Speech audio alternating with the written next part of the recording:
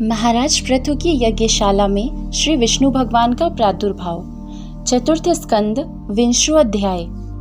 श्री मैत्रेय जी कहते हैं, विदुर जी, महाराज पृथु के 99 यज्ञों से यज्ञ भोक्ता यज्ञेश्वर भगवान विष्णु को भी बड़ा संतोष हुआ।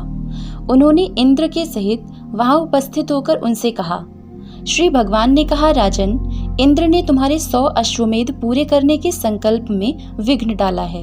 अब ये तुमसे क्षमा चाहते हैं, तुम इन्हें क्षमा कर दो। नरदेव, जो श्रेष्ठ मानव, साधु और सद्बुद्धि संपन्न होते हैं, वे दूसरे जीवों से द्रोह नहीं करते, क्योंकि यह शरीर ही आत्मा नहीं है। यदि तुम जैसे लोग भी मेरी माया से मोहित हो जाएं, तो समझना चाहिए कि बहुत दिनों तक की हुई ज्ञानी जनों की सेवा से केवल श्रम ही हाथ लगा। ज्ञानवान पुरुष इस शरीर को अविद्या, वासना और कर्मों का ही पुतला समझकर इसमें आसक्त नहीं होता। इस प्रकार जो इस शरीर में ही आसक्त नहीं है, वह विवेकी पुरुष इससे उत्पन्न हुए घर, पुत्र और धन आदि में भी किस प्रकार ममता रख सकता है। यह आत्मा एक शुद्ध, स्वयं प्रकाश, निर्गुण, गुणों का आश्रय स्थान, सर्वव्यापक, आवरण शून्य, सबका साक्षी एवं अन्य आत्मा से रहित है, अतएव शरीर से भिन्न है। जो पुरुष इस देह स्थित आत्मा को इस प्रकार शरीर से भिन्न जानता है, वह प्रकृति से संबंध रखते हुए भी उसके गुणों से लिप्त नहीं होता, क्योंकि उसकी स्थिति मुझ परमात्मा में रहती है। राजन, जो पुरुष किसी प्रकार की कामना न रखकर अपने वर्णाश्रम के धर्मों द्वारा नित्य प्रति श्रद्धा पूर्वक मेरी आराधना करता है, उसका चित्त धीरे धीरे शुद्ध हो जाता है। चित्त शुद्ध होने पर उसका विषयों से संबंध नहीं रहता तथा उसे तत्व ज्ञान की प्राप्ति हो जाती है। फिर तो वह मेरी समता रूप स्थिति को प्राप्त हो जाता है। यही परम शांति, ब्रह्म अथवा कैवल्य है। जो पुरुष यह जानता है कि शरीर, ज्ञान, क्रिया और मन का साक्षी होने पर भी कूटस्थ आत्मा उनसे निर्लिप्त ही रहता है, वह कल्याणमय मोक्षपद प्राप्त कर लेता है। राजन, गुण प्रवाह रूप आवागमन तो भूत, इंद्रिय, इंद्रिय अभिमानी देवता और चिदाभास, इन सब की समष्टि रूप परिच्छिन्न लिंग शरीर का ही हुआ करता है। इसका सर्वसाक्षी आत्मा से कोई संबंध नहीं है। मुझ में दृढ़ अनुराग रखने वाले बुद्धिमान पुरुष संपत्ति और विपत्ति प्राप्त होने पर कभी हर्ष, शोक आदि विकारों के वशीभूत नहीं होते। इसलिए वीरवर, तुम उत्तम, मध्यम और अधम पुरुषों में समान भाव रखकर सुख दुख को भी एक सा समझो तथा मन और इंद्रियों को जीतकर मेरे ही द्वारा जुटाए हुए मंत्री आदि समस्त राजकीय पुरुषों की सहायता से संपूर्ण लोगों की रक्षा करो। राजा का कल्याण प्रजा पालन में ही है। इससे उसे परलोक में प्रजा के पुण्य का 6ठा भाग मिलता है।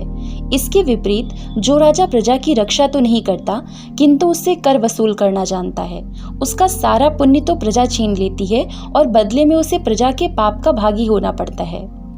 ऐसा विचार कर यदि तुम श्रेष्ठ ब्राह्मणों की सम्मति और पूर्व परंपरा से प्राप्त हुए धर्म को ही मुख्यतः अपना लो और कहीं भी आसक्त न होकर इस पृथ्वी का न्यायपूर्वक पालन करते रहो, तो सब लोग तुमसे प्रेम करेंगे और कुछ ही दिनों में तुम्हें घर बैठे ही सनकादि सिद्धों के दर्शन होंगे। राजन, तुम्हारे गुणों ने और स्वभाव ने मुझको वश में कर लिया है, अतः तुम्हें जो इच्छा हो मुझसे वर मांग लो। उन क्षमा आदि गुणों से रहित यज्ञ, तप अथवा योग के द्वारा मुझको पाना सरल नहीं है। मैं तो उन्हीं के हृदय में रहता हूँ जिनके चित्त में समता रहती है। श्री मैत्रेय जी कहते हैं, विदुर जी, सर्वलोक गुरु श्रीहरि के इस प्रकार कहने पर जगत विजयी महाराज पृथु ने उनकी आज्ञा शिरोधार्य की। देवराज इंद्र अपने कर्म से लज्जित होकर उनके चरणों पर गिरना ही चाहते थे कि राजा ने उन्हें प्रेम पूर्वक हृदय से लगा लिया और मनोमालिन्य निकाल दिया। फिर महाराज पृथु ने विश्वात्मा भक्तवत्सल भगवान का पूजन किया और क्षण क्षण में उमड़ते हुए भक्ति भाव में निमग्न होकर प्रभु के चरण कमल पकड़ लिए। श्रीहरि वहां से जाना चाहते थे, किंतु पृथु के प्रति जो उनका वात्सल्य भाव था, उसने उन्हें रोक लिया। वे अपने कमल दल के समान नेत्रों से उनकी ओर देखते ही रह गए, वहां से जा न सके। आदिराज महाराज पृथु भी नेत्रों में जल भर आने के कारण ना तो भगवान का दर्शन ही कर सके और ना तो कंठ गदगद हो जाने से कुछ बोल ही सके। उन्हें हृदय से आलिंगन कर पकड़े रहे और हाथ जोड़े ज्यों के त्यों खड़े रह गए। प्रभु अपने चरण कमलों से पृथ्वी को स्पर्श किए खड़े थे। उनका कराग्र भाग गरुड़ जी के ऊंचे कंधे पर रखा हुआ था। महाराज पृथु नेत्रों के आंसू पोंछकर अतृप्त दृष्टि से उनकी ओर देखते हुए इस प्रकार कहने लगे।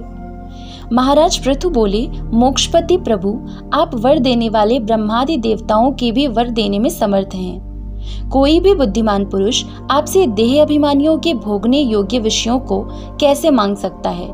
वे तो नार के जीवों को भी मिलते ही हैं। अतः मैं इन तुच्छ विषयों को आपसे नहीं मांगता। मुझे तो उस मोक्ष पद की भी इच्छा नहीं है जिसमें महापुरुषों के हृदय से उनके मुख द्वारा निकला हुआ आपके चरण कमलों का मकरंद नहीं है, जहां आपकी कीर्ति कथा सुनने का सुख नहीं मिलता।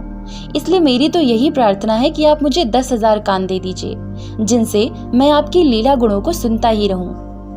पुण्य कीर्ति प्रभु, आपके चरण कमल मकरंद रूपी अमृत कणों को लेकर महापुरुषों के मुख से जो वायु निकलती है, उसी में इतनी शक्ति होती है कि वह तत्व को भूले हुए हम कुयोगियों को पुनः तत्व ज्ञान करा देती है। अतएव हमें दूसरे वरों की कोई आवश्यकता नहीं है। उत्तम कीर्ति वाले प्रभु, सत्संग में आपके मंगलमय सुयश को दैववश एक बार भी सुन लेने पर कोई पशु बुद्धि पुरुष भले ही तृप्त हो जाए, गुणग्राही उसे कैसे छोड़ सकता है? सब प्रकार के पुरुषार्थों की सिद्धि के लिए स्वयं लक्ष्मी जी भी आपके सुयश को सुनना चाहती हैं। अब लक्ष्मी जी के समान मैं भी अत्यंत उत्सुकता से आप सर्वगुण धाम पुरुषोत्तम की सेवा ही करना चाहता हूँ, किंतु ऐसा ना हो कि एक ही पति की सेवा प्राप्त करने की होड़ होने के कारण आपके चरणों में ही मन को एकाग्र करने वाले हम दोनों में कलह छिड़ जाए। जगदीश्वर, जगत जननी लक्ष्मी जी के हृदय में मेरे प्रति विरोध भाव होने की संभावना तो है ही, क्योंकि जिस आपके सेवा कार्य में उनका अनुराग है उसी के लिए मैं भी लालायित हूँ। किंतु आप दीनों पर दया करते हैं, उनके तुच्छ कर्मों को भी बहुत करके मानते हैं। इसलिए मुझे आशा है कि आप हमारे झगड़े में भी आप मेरा ही पक्ष लेंगे। इसी से निष्काम महात्मा ज्ञान हो जाने के बाद भी आपका भजन करते हैं। आप में माया के कार्य, अहंकार आदि का सर्वथा अभाव है। भगवन, मुझे तो आपके चरण कमलों का निरंतर चिंतन करने के सिवा सत्पुरुषों का कोई और प्रयोजन ही नहीं जान पड़ता। मैं भी बिना किसी इच्छा के आपका भजन करता हूँ।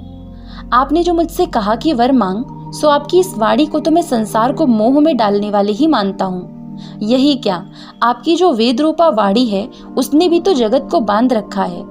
यदि उस वेदवाणी रूप रस्सी से लोग बंधे न होते तो वे मोहवश सकाम कर्म क्यों करते? प्रभु, आपकी माया से ही मनुष्य अपने वास्तविक स्वरूप आपसे विमुख होकर अज्ञानवश अन्य स्त्री पुत्र आदि की इच्छा करता है।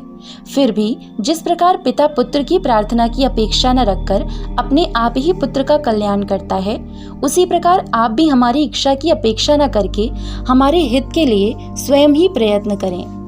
श्री मैत्रेय जी कहते हैं, आदिराज पृथु के इस प्रकार स्तुति करने पर सर्वसाक्षी श्री हरि ने उनसे कहा, राजन, तुम्हारी मुझ में भक्ति हो। बड़े सौभाग्य की बात है कि तुम्हारे चित्त इस प्रकार मुझ में लगा हुआ है। ऐसा होने पर तो पुरुष सहज में ही मेरी उस माया को पार कर लेता है, जिसको छोड़ना या जिसके बंधन से छूटना अत्यंत कठिन है। अब तुम सावधानी से मेरी आज्ञा का पालन करते रहो। प्रजापालक नरेश, जो पुरुष मेरी आज्ञा का पालन करता है उसका सर्वत्र मंगल होता है। श्री मैत्रेय जी कहते हैं, विदुर जी, इस प्रकार भगवान ने राजर्षि पृथु के सार गर्भित वचनों का आदर किया। फिर पृथु ने उनकी पूजा की और प्रभु उन पर सब प्रकार कृपा कर वहां से चलने को तैयार हुए। महाराज पृथु ने वहां जो देवता, ऋषि, पितर, गंधर्व, सिद्ध, चारण, नाग, किन्नर, अप्सरा, मनुष्य और पक्षी आदि अनेक प्रकार के प्राणी एवं भगवान के पार्षद आए थे, उन सभी का भगवत बुद्धि से भक्ति पूर्वक वाणी और धन के द्वारा हाथ जोड़कर पूजन किया। इसके बाद वे सब अपने अपने स्थानों को चले गए। भगवान अच्युत भी राजा पृथु एवं उनके पुरोहितों का चित्त चुराते हुए अपने धाम को सिधारे। तदनंतर अपना स्वरूप दिखाकर अंतर्धान हुए अव्यक्त स्वरूप देवाधिदेव भगवान को नमस्कार करके राजा पृथु भी अपनी राजधानी में चले आए। इति श्रीमद्भागवते महापुराणे पारमहंस्यायां संहितायां चतुर्थ स्कंदे 20 अध्यायः।